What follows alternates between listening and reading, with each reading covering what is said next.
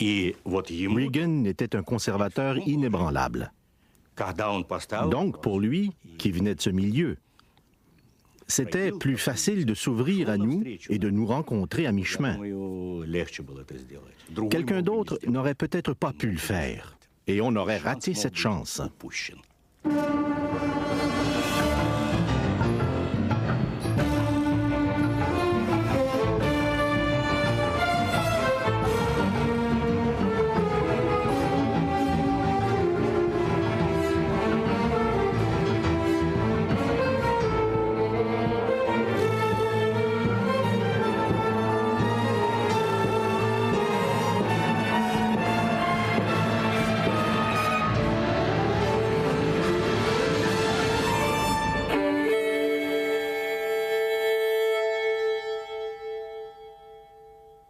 One more time.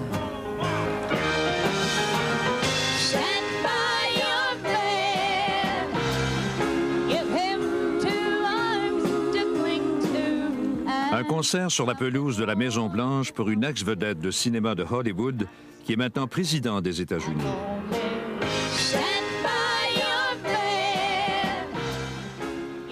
Je savais que Ronald Reagan redonnerait à ce pays la place qui lui revient, qu'on n'aurait pas à avoir honte d'être américain, qu'il nous rendrait fiers d'être américains. Vous me rendez nerveuse. Je vous aime. Vous êtes merveilleux. Merci. Ladies and gentlemen, I give you the B-1B. Anticommuniste virulent pendant la majeure partie de sa vie adulte, Ronald Reagan croit que les États-Unis sont en retard sur l'Union soviétique dans la course aux armements.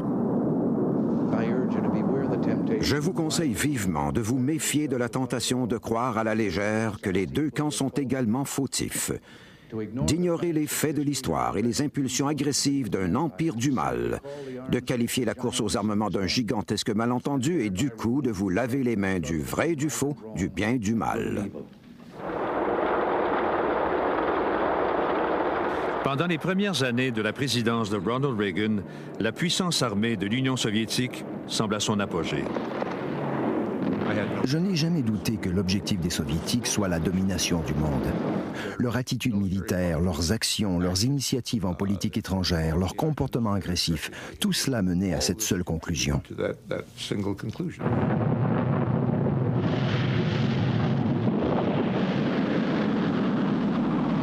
L'Union soviétique était la première dans l'espace. Mais aujourd'hui, ses dirigeants militaires commencent à craindre la supériorité technologique américaine.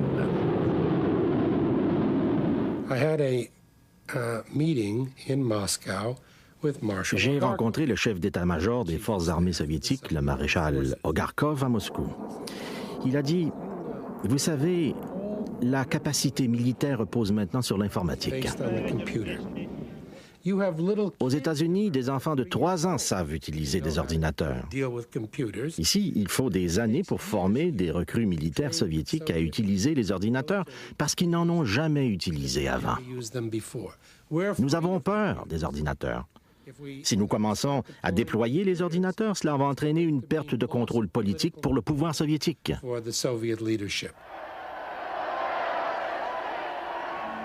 Les dirigeants vieillissants du Kremlin sont toujours prêts à supporter l'énorme coût du statut de superpuissance.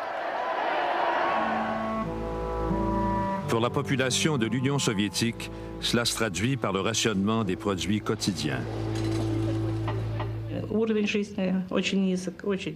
Le niveau de vie était très bas. Nous vivions de paye en paye. Nous étions incapables de nourrir convenablement nos enfants. La nourriture disponible était de mauvaise qualité. Quant aux lignes d'attente, nous passions 3, 4, 5 heures à faire la queue pour quelques saucisses infectes. Brejnev introduit un nouveau venu dans les rangs du pouvoir du Kremlin, Mikhaïl Gorbatchev. On lui ordonne de réformer l'agriculture soviétique. La terre que Staline a brutalement collectivisée n'a jamais beaucoup produit. L'agriculture soviétique est misérablement improductive.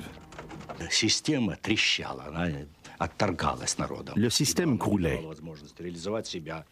Les gens le rejetaient parce qu'il ne leur procurait pas de satisfaction ou ne leur laissait aucune initiative dans leur travail. Il ne permettait pas aux gens de s'exprimer librement. Le président Reagan est décrit par une minorité d'Américains et beaucoup d'Européens comme un fauteur de guerre. Ronnie, you're not dressed up scary for Halloween. Nance, if John F. Kennedy were alive today, he'd be younger than I am. I'm 75 years old, and I've got my finger on the button. I just couldn't think of anything more scary than that. Trick or treat, fellas.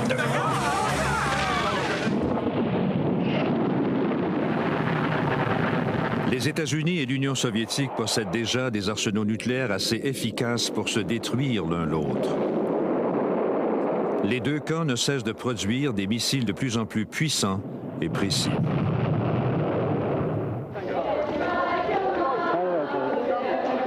La course incessante aux armements et la rhétorique anti-soviétique de Ronald Reagan ravivent le mouvement antinucléaire en Europe de l'Ouest.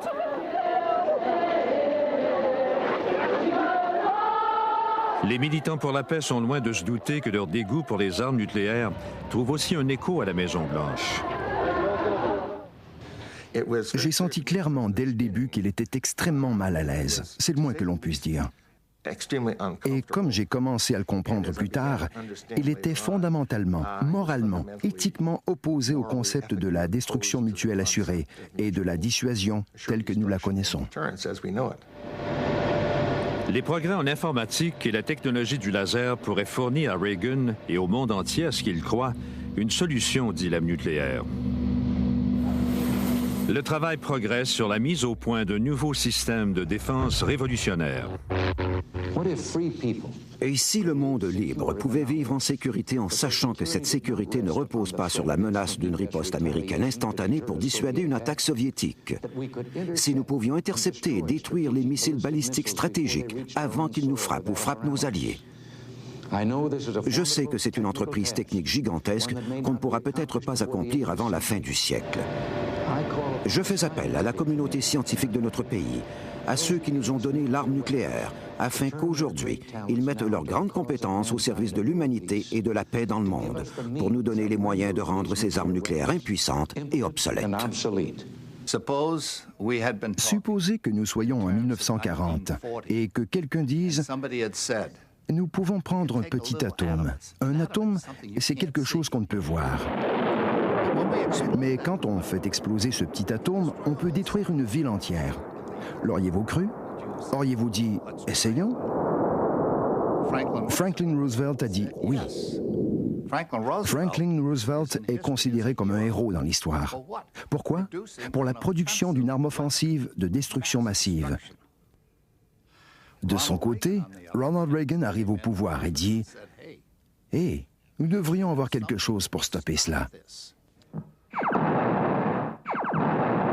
L'IDS, l'initiative de défense stratégique de Ronald Reagan, surnommée Guerre des étoiles, d'après le film, comprend des satellites et des armes au sol capables de détruire les missiles soviétiques au moyen de cibles DART et de rayons laser. Ça a été un choc, comme si tous nos espoirs de faire comprendre les dangers de la militarisation de l'espace s'étaient soudain évanouis. La parité et la stabilité obtenues au fil des années par l'acquisition d'armes et par les négociations étaient rompues. Cela signifiait que nous allions devoir, nous aussi, dépenser d'énormes sommes d'argent. Ce serait le début d'une nouvelle phase de la course aux armements. De nombreux politiciens et scientifiques américains militent contre ce qu'ils considèrent une folie de Ronald Reagan. The heavens are for wonder, not for war. Stop Star Wars. Stop weapons in space. Détracteurs de Reagan affirment que l'initiative de défense stratégique est hyper coûteuse et qu'elle ne fonctionnera jamais. Ils sont horrifiés par les importantes réductions dans les programmes sociaux requises pour le financer. Ronald Reagan découvre bientôt que sa proche alliée, la première ministre britannique Margaret Thatcher, critique elle aussi l'IDS. Profondément convaincue des bienfaits de la dissuasion nucléaire, elle tente de convaincre son ami d'abandonner sa guerre des étoiles. Le personnel présent à la table a ensuite révélé que Reagan s'était vraiment fait enguirlander ce jour-là. Il m'a convoqué dans le bureau ovale le lendemain matin et il a dit « Bud et Margaret ne sont pas d'accord à propos de l'IDS. J'aimerais que vous alliez à Londres afin de voir si vous ne pouvez pas au moins minimiser le niveau de critique publique. Nous aurons de la difficulté à obtenir les budgets si ça continue. » Elle m'a servi le même sermon que 2 semaines auparavant et voyant que je n'allais nulle part, j'ai lancé au cours d'une pause « Madame le Premier ministre, le président Reagan croit qu'il y a au moins 300 millions de dollars en sous-traitance pour les sociétés britanniques qui soutiendront l'IDS. » Il y a eu un long silence. Finalement, elle a dit « Il y a peut-être quelque chose à faire malgré tout. » Léonid Brejnev meurt en novembre 1982. Malgré sa maladie, Yuri Andropov, le chef du KGB, lui succède. Andropov est effrayé par l'IDS et les discours anti-soviétiques de Ronald Reagan. Convaincu que l'Ouest prépare la guerre, Andropov met ses forces en état d'alerte à l'échelle mondiale. Le KGB surveille le moindre détail de la vie quotidienne à l'Ouest. Il fallait surveiller de très près le système bancaire, de même que les hôpitaux et le programme de construction des routes. Les banques tentaient-elles de convertir leur système en vue d'une guerre? Les hôpitaux préparaient-ils de nouveaux lits et mettaient-ils sur pied des banques de sang pour recevoir un grand nombre de blessés?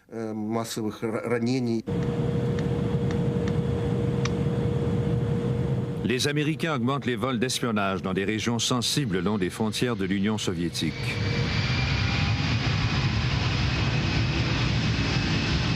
Des avions bourrés d'appareils de surveillance électronique ressemblent à des avions de ligne civile et volent souvent près des couloirs aériens des vols de passagers. Dans cette période, 1981, 82 et surtout 83, comment ça se passait sur le front? Eh bien, on volait plus souvent parce qu'il y avait davantage d'avions espions qui nous provoquaient. On vivait une tension constante. Le 31 août 1983, un avion de ligne sud-coréen, le vol KAL-007, avec 269 personnes à bord, quitte Anchorage à destination de Séoul. Sans aucune raison, le Boeing 747 dévie de sa route et pénètre dans l'espace aérien soviétique. J'ai reçu un appel téléphonique m'informant qu'un avion non identifié avait été repéré au-dessus du Kamchatka et que nos tentatives pour entrer en contact avec lui étaient restées vaines. J'ai pris les mesures afin que les forces dont nous disposions soient aussitôt mises en alerte. J'ai dit, prenez toutes les mesures afin de le forcer à atterrir sur l'île Sakhaline et s'il ne veut pas coopérer, abattez-le. Je pouvais voir 2 rangées de hublots éclairés. Je me suis demandé si c'était un avion civil. Les avions cargo militaires n'ont pas de tels hublots. Je me demandais de quelle sorte d'avion il s'agissait, mais je n'avais pas le temps d'y penser. J'avais un travail à faire. J'ai commencé à lui faire des signaux en code international. Je l'ai informé qu'il avait violé notre espace aérien. Il n'a pas réagi. Malgré les signaux de nos avions, y compris des avertissements avec des balles traçantes, le pilote n'a pas réagi et il a poursuivi sa route. Mes ordres étaient de détruire l'intrus. J'ai accompli ma mission. L'avion de ligne coréen s'écrase au large de l'île Sakhaline, tuant tout le monde à bord.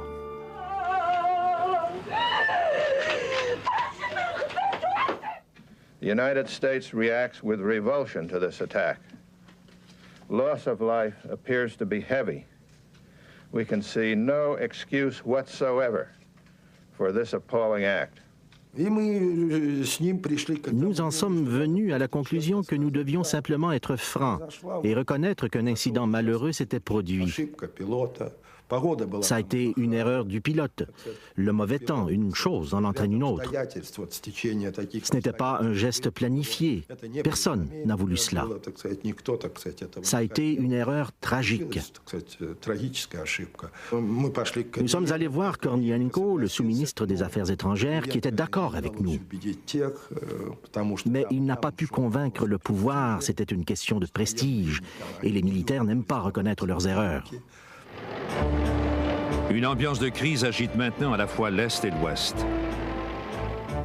Les discussions sur le contrôle des armes sont rompues. Les fusées soviétiques SS-20 sont maintenant confrontées aux missiles Cruise et Pershing déployés en Europe de l'Ouest.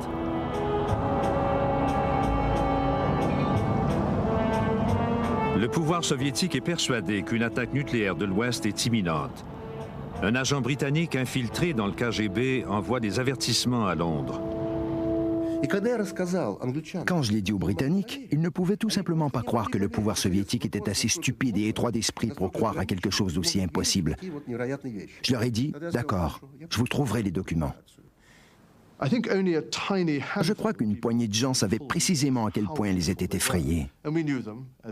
Et nous les connaissions, comme tout le monde le sait maintenant, par le biais d'agents bien placés qui étaient capables de faire circuler l'information selon laquelle les Russes craignaient vraiment que l'Ouest prépare une guerre nucléaire contre l'Union soviétique. L'inquiétude monte tant aux États-Unis que chez leurs alliés. Reagan tente de rassurer Yuri Andropov. Supposons un instant que Ivan et Anya se retrouvent, disons, dans une salle d'attente ou dans un abri contre la pluie ou l'orage, en compagnie de Jim et Sally, et qu'il n'y ait pas de barrière linguistique qui les empêche de faire connaissance. Est-ce qu'ils vont discuter des différences entre leurs gouvernements respectifs, ou bien est-ce qu'ils vont parler de leurs enfants, de ce que chacun fait dans la vie? Mais à qui au Kremlin Reagan peut-il parler de paix? En mars 1984, Yuri Andropov meurt. Son successeur, Konstantin Tchernienko, est trop faible pour amorcer un dialogue. L'Ouest cherche ne serait-ce qu'un soupçon de changement. Nous devions identifier qui allait diriger l'Union soviétique après Brejnev, après Andropov.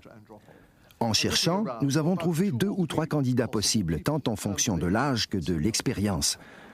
Nous leur avons envoyé une invitation à tous les 3, et ça a été une vraie chance que Gorbatchev ait été le premier à accepter. Quand Gorbatchev est venu au Royaume-Uni, il a en effet emmené sa femme, et c'était l'un des premiers signes que nous avions affaire à quelqu'un de très différent. Les dirigeants soviétiques voyageaient très rarement avec leur épouse. Je suis prudemment optimiste. J'aime M. Gorbatchev. Nous pouvons faire des affaires ensemble. Nous croyons tous deux dans nos propres systèmes politiques. Il croit fermement dans le sien, je crois fermement dans le mien. Nous ne nous changerons jamais l'un l'autre.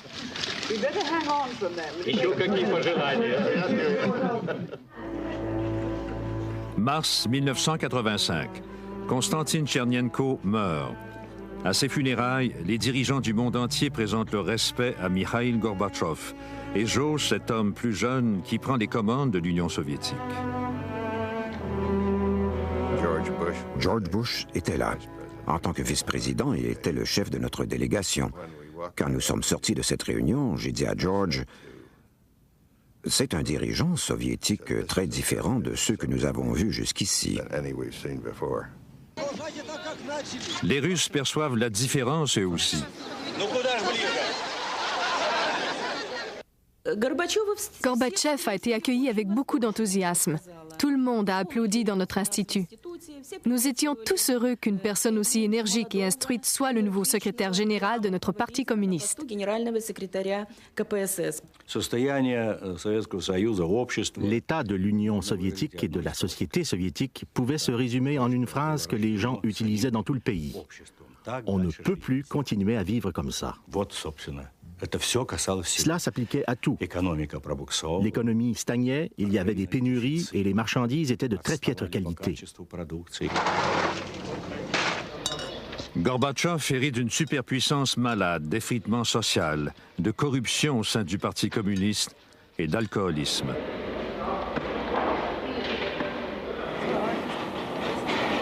Pour s'attaquer à ces maladies et relancer l'économie délabrée, Gorbatchev lance la reconstruction, la perestroïka et un nouvel esprit d'intégrité, la glasnost.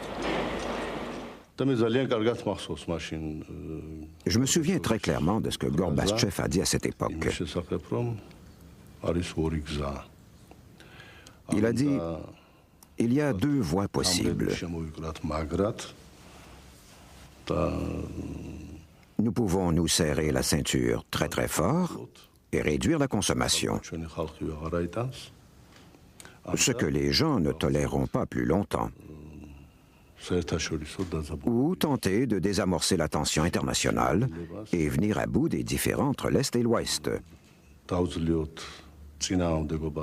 Et ainsi, nous dégagerons les sommes gigantesques que nous consacrons à l'armement en Union soviétique.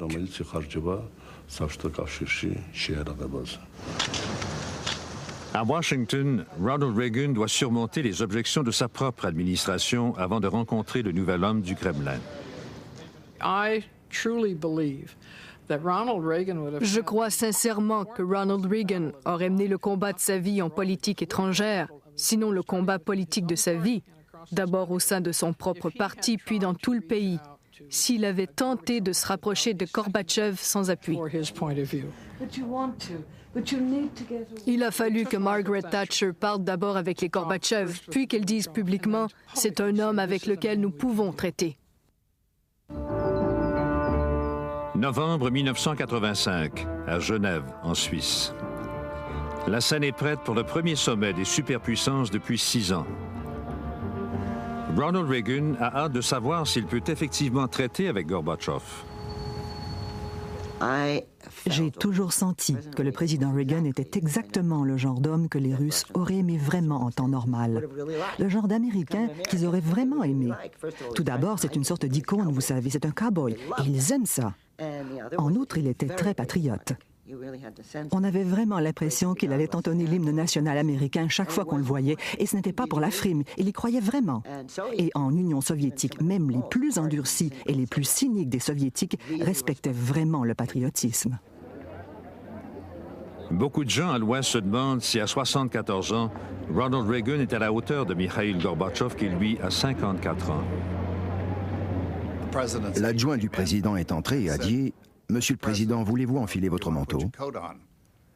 Il a répondu « Oh, je ne suis pas sûr. » Quelqu'un a dit « Eh bien, il fait très froid dehors, vous devriez vraiment mettre un manteau. » On a alors annoncé que le cortège soviétique était arrivé devant la grille. Et Reagan s'est tourné et sans avoir mis son manteau, il a marché vers la porte. On s'était bien demandé si ce vieil homme fatigué, le président des États-Unis, pouvait rivaliser avec ce communiste roublard, énergique, jeune et vigoureux. Et à la surprise générale, le vieil homme descend les marches à vive allure et va à la rencontre du dirigeant soviétique qui, lui, est tout emmitouflé dans un manteau, avec un chapeau, un cache-col, comme s'il débarquait en Islande plutôt qu'à Genève. Le programme du sommet, les droits de la personne, l'Afghanistan et le contrôle des armes est ambitieux, mais les premières impressions sont encourageantes. Les deux dirigeants tiennent aussitôt une réunion privée. Cela devait durer 10 minutes. 20 minutes se sont écoulées, puis 30, 40 minutes. Et le gars de la Maison-Blanche qui s'occupe de l'emploi du temps est venu vers moi et il a dit « Je devrais entrer et les prévenir qu'ils ont dépassé le temps. » Et j'ai répondu « Si vous faites ça, on devra vous congédier. Ce que cela signifie, c'est qu'ils s'entendent bien. » Mais s'entendent-ils vraiment? Je suis revenu à la pause rencontrer mes collègues. Ils m'ont demandé « Quelle est votre impression ?» J'ai répondu que j'avais rencontré un homme des cavernes, un dinosaure. Les deux dirigeants ont un gros point de discorde. L'initiative de défense stratégique de Ronald Reagan, la guerre des étoiles.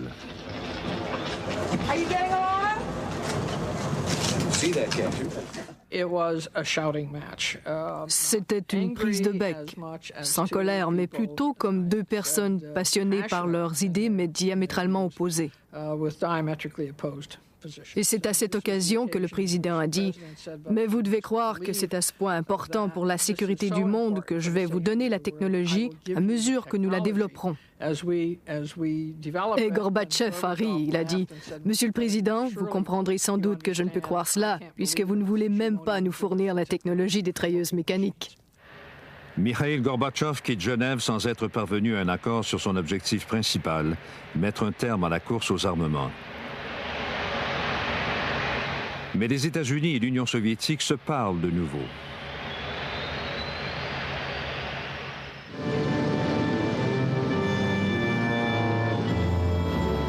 Gorbatchev est au pouvoir depuis un an et la guerre froide continue. La tenue d'un second sommet à Genève est reportée à plusieurs reprises. La crainte d'une guerre nucléaire persiste et augmente même. Durant cette période, nous avions beaucoup de formations idéologiques. On nous parlait constamment des discours de Reagan et nous avons baptisé les impérialistes américains l'Empire du mal.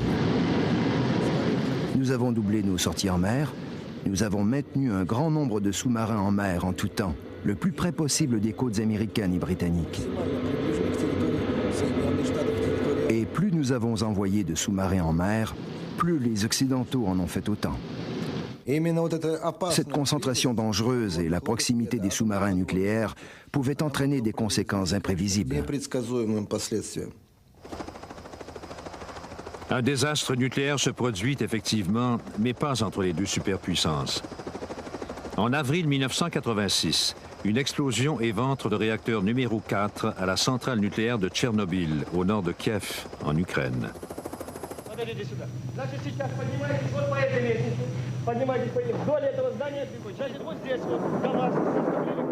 Le désastre fait ressortir l'incompétence du système soviétique lorsque les volontaires entreprennent le nettoyage mortel de l'immense fuite radioactive.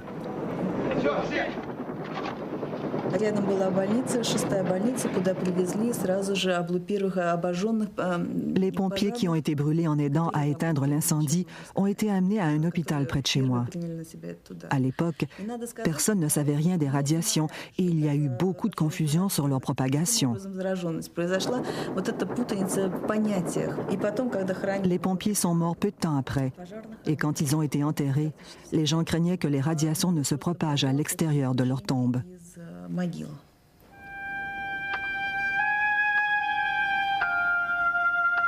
Tchernobyl, ses environs et de grandes régions de l'Ukraine et de la Biélorussie sont lourdement contaminés et la population est évacuée. Cette explosion a montré que même sans guerre et sans missiles nucléaires, la puissance nucléaire peut détruire l'humanité.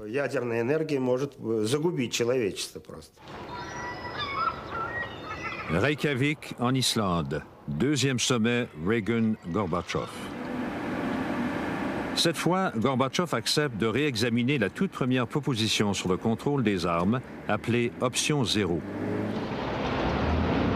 Reagan avait offert de ne pas déployer de missiles Cruise et Pershing en Europe si les Soviétiques retiraient leurs fusées SS-20. Brejnev avait refusé carrément l'offre de Reagan. Les nouveaux missiles américains avaient été installés en Europe. Cette fois-ci, Gorbatchev veut négocier une entente. Il comprenait que la perestroïka et les changements internes commençaient à ralentir, qu'il lui restait peu de temps pour agir. Il devait décider de dégager les ressources consacrées à la course aux armements, sinon il serait forcé de les chercher ailleurs. J'étais avec lui quand il a décidé de confronter Reagan avec la question suivante. Voulait-il, oui ou non, un accord? Voulait-il, oui ou non, le désarmement? Ronald Reagan veut le désarmement. Mais va-t-il abandonner son initiative de défense stratégique, l'IDS? J'ai dit, d'accord, ne laissons même pas une centaine de missiles. Abolissons-les complètement et allons-y pour l'option 0. Ça a été un choc. Tout le monde a été surpris. Reagan a frappé la table et il a dit « Eh bien, pourquoi ne l'avez-vous pas dit dès le départ? C'est exactement ce que je veux faire. Et si vous voulez supprimer toutes les armes, j'accepte de supprimer toutes les armes. » Toutes les armes? Bien sûr, nous supprimons toutes les armes. Bien, c'est formidable. Maintenant, nous avons un accord. Oui, mais vous devez confiner l'IDS au laboratoire. Non, a répondu Reagan, il n'en est pas question. L'IDS continue. Je vous l'ai dit, je n'abandonnerai jamais l'IDS.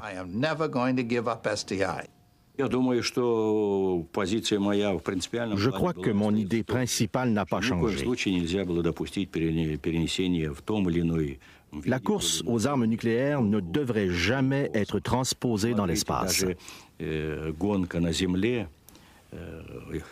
C'était déjà assez difficile de limiter la course aux armes nucléaires sur Terre. Gorbatchev insistait et insistait. Et à un moment, le président Reagan, qui était très clair là-dessus, a écrit une petite note et me l'a glissée. Elle disait « George, ai-je raison ?» J'ai lu cette note et j'ai répondu « Absolument ». Et je la lui ai remise. L'occasion de conclure l'accord le plus important depuis le début de la guerre froide. L'élimination par les États-Unis et l'Union soviétique de toutes les armes nucléaires, à l'exception d'une centaine chacun, est perdue. De toute ma vie, je n'ai jamais éprouvé autant de tristesse pour quelqu'un que pour Ronald Reagan. Il avait essayé pendant 2 jours. Il m'a dit en levant les doigts, « Don, nous étions si près d'un accord. » Et il n'a pas cédé. Mais qu'en pensent les Soviétiques? À première vue, je dirais que Reykjavik a presque été un échec, parce que nous ne sommes pas parvenus à un accord. Mais plus tard, en nous rendant à la conférence de presse, Gorbatchev et moi avons parlé dans la voiture et nous sommes convenus que ce n'était pas un échec. Et c'est à cette conférence de presse que Gorbatchev a lancé une phrase qui est devenue célèbre. Il y avait eu une percée intellectuelle dans les relations entre les États-Unis et l'Union soviétique. Margaret Thatcher, l'amie de Ronald Reagan, est très inquiète.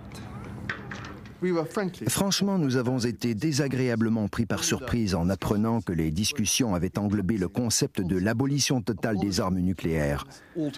Cela aurait écarté, bien entendu, la doctrine de la dissuasion nucléaire et nous aurions perdu l'essentiel même de notre stratégie. Heureusement, de notre point de vue, l'accord de Reykjavik n'a jamais abouti parce que les Russes ont trop tenté la chance. Moscou. Un autre avion étranger viole l'espace aérien soviétique. Les passants regardent avec étonnement un avion léger Cessna qui atterrit sur la place rouge. Le pilote est un jeune Allemand de l'Ouest, Matthias Rust. Rust a été traité très décemment. Imaginez si une telle chose s'était produite avant l'époque de Gorbatchev. Il n'y aurait pas eu de dialogue. Il aurait été simplement aligné contre le mur et exécuté le lendemain. Gorbatchev libère Rust, mais il profite de l'incident pour révoquer plusieurs membres du haut commandement soviétique.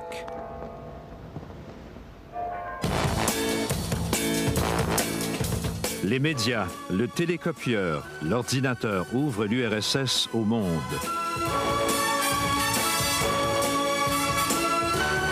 Gorbatchev et le Politburo regardent la télévision par satellite dans leur bureau.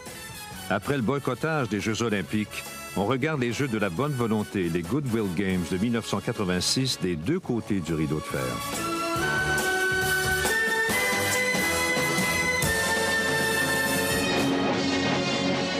La télévision soviétique change.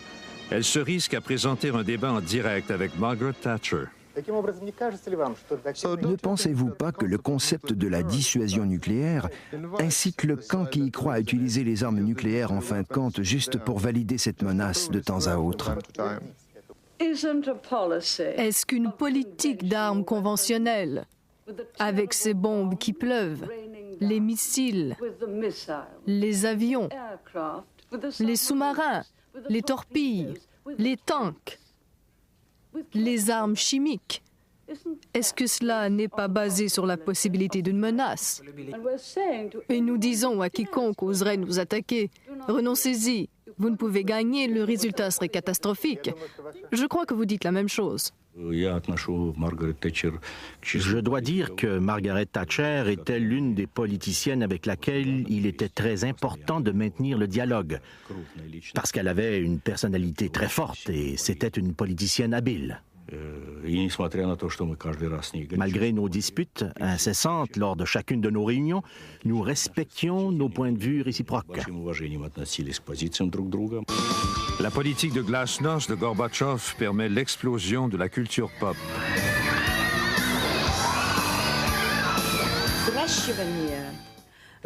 Une nouvelle génération de jeunes gens a été créée par nos intellectuels. Une génération qui rejetait tout notre passé soviétique. C'était la dégradation des mœurs. Notre jeunesse était transformée en robots humains.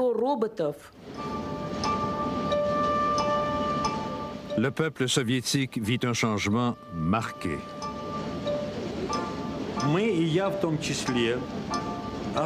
Nous sommes devenus particulièrement inquiets à la fin de 1987. Nous avons vu que le pays n'allait pas dans la direction souhaitée. La situation de la population allait de pis en pis. La situation des forces armées n'était guère meilleure. Gorbatchev réagit à l'opposition croissante en instaurant sa réforme du Parti communiste. Toutes nos initiatives, les réformes, plus de démocratie et plus de représentation au Conseil des travailleurs, c'est la seule façon d'aller de l'avant. C'est le seul moyen d'avoir un pouvoir réel. La principale réussite des politiques de Gorbatchev a été qu'en un an ou deux, il a fait disparaître la peur comme par magie. Les gens n'avaient plus peur de parler et d'agir librement.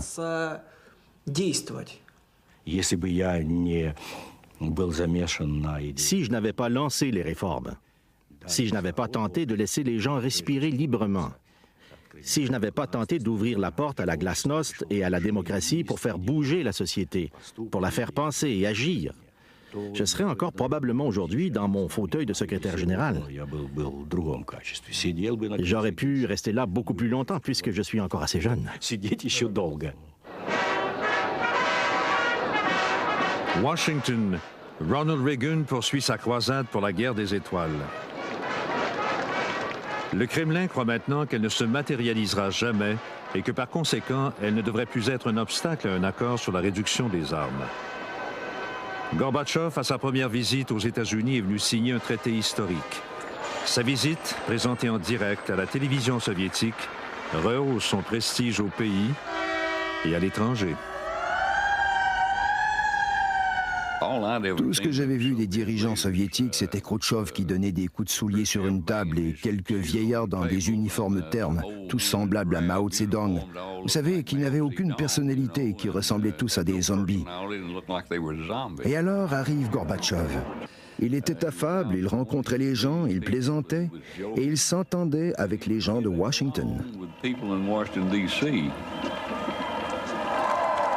Ladies and gentlemen, the President of the United States and the General Secretary of the Central Committee of the Communist Party of the Soviet Union. Un proverbe russe que Reagan a appris de Susan Massey semble aujourd'hui de circonstance. Les Russes aiment citer des proverbes. Monsieur le Président, ce serait bien si vous en saviez quelques-uns. Je lui ai dit, vous êtes un acteur, vous pouvez les apprendre très rapidement. Madame Reagan était avec nous à ce moment et elle a aimé celui-ci. Et j'ai dit, Doveriai, no proveriai. Mr. General Secretary, though my pronunciation may give you difficulty, the maxim is Doveriai, no proveriai. Trust but verify. Назначение этого... На каждой встрече вы это повторяете. You repeat that at every meeting.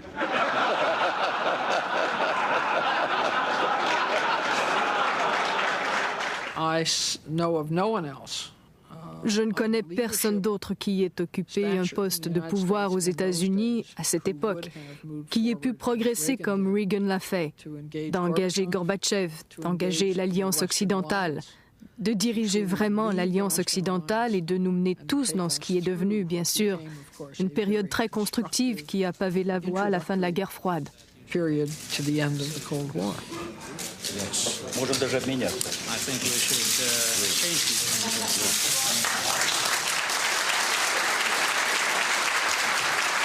Ronald Reagan et Mikhail Gorbatchev signent un accord qui fera l'histoire. Pour la première fois, on va abolir une catégorie entière d'armes nucléaires.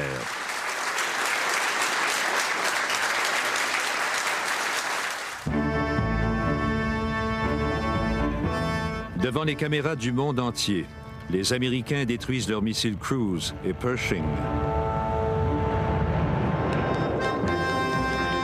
Les Soviétiques démantèlent leur SS-20, posant un autre jalon en vue de réduire la tension de la guerre froide.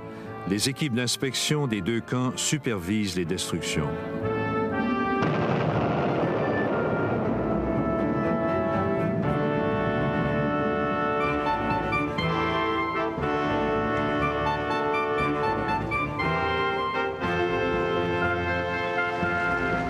Au cours de sa dernière année de présidence, Ronald Reagan effectue sa première visite au Kremlin. Ce que Gorbatchev et les journalistes veulent savoir, c'est que pense Ronald Reagan de l'Union soviétique aujourd'hui. No. You still think you're in an evil empire, Mr. President?